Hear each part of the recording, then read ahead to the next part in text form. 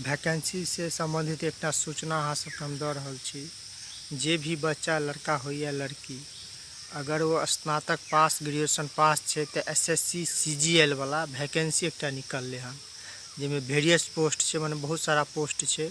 ओहिमे अगर क्यों भरऽ चाहे छी तब भरि सकै छी। मात्र ओकर जे छै से एप्लीकेशन के जे फीस है मात्र 100 रुपया है।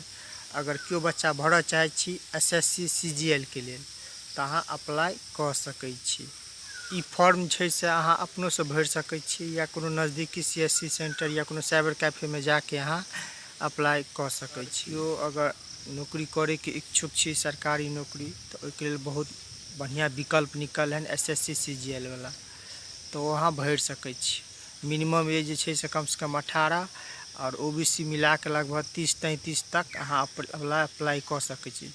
ओनली सिर्फ ग्रेजुएशन पास हो चाहे कोनो विषय में हो, नहीं अगर इंटरो पास छे मैथमेटिक्स या से 60% से फर्स्ट डिवीजन या तो सेहो अप्लाई कऽ सकै छी। यह एक सूचना छल हम बता देलहुँ।